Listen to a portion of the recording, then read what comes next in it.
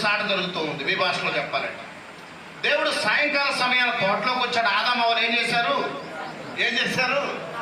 దేవుడు పోలీసు. ఇప్పుడు ఆదామవ్వలు ఏమవుతారు? దొంగలు. ఎందుకు? తప్పు చేశారా లేదా? చేశారు. అది అలా వద్దాం మనకి అంతమందికి. దేవుడు సాయంత్రం వేళ ఏదోని వనంలోనికి వచ్చాడు.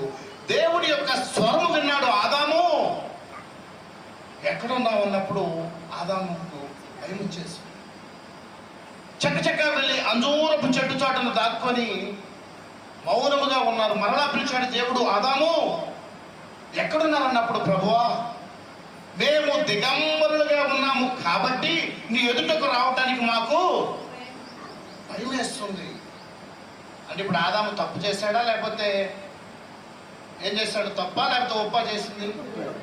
తప్పే చేశాడా లేదా?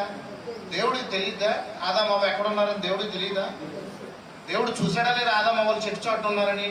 మరి చూసినటువంటి దేవుడు, ఎరిగినటువంటి దేవుడు ఎందుకు పిలిచాడు ఆదామవ్వలను?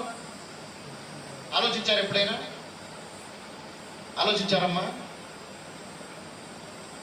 అది ఆలోచించాలి మొదటి మనం. ఎందుకంటే ఇది ఎవరో నేర్పించరు, మనం నేర్చుకోవాల్సినటువంటి బైబిల్. ఈ బైబిల్లో ఉండేటువంటి ప్రతి అక్షరం, ప్రతి లైన్ నేను నేర్చుకుని నేను చెప్తూ ఉన్నాను. మనం అందులో లోతును గ్రహించాలి. దేవుడు వచ్చాడు, ఆదామవ్వలు కనిపించలేదు. అంతకుముందు దిగంబరులుగా లేరా ఆదామవ్వలు? ఉన్నారా లేదా? దిగంబరులుగా ఉన్నారు. ప్రతిరోజు సాయంత్రము దేవుడు వచ్చే సమయానికి ఆదామవ్వలు చిన్న పిల్లల వలె పరిగెత్తుకుంటూ వెళ్ళి యెహోవా దేవుణ్ణి ముద్దాడేవారు. కానీ ఈరోజు సందర్భము, దేవుడు వచ్చేటువంటి సాయంకాలం వచ్చేసింది. ఆదామవ్వలు చెట్టు చాటును దాక్కున్నారు.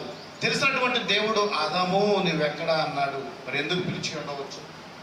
వచ్చిన మాట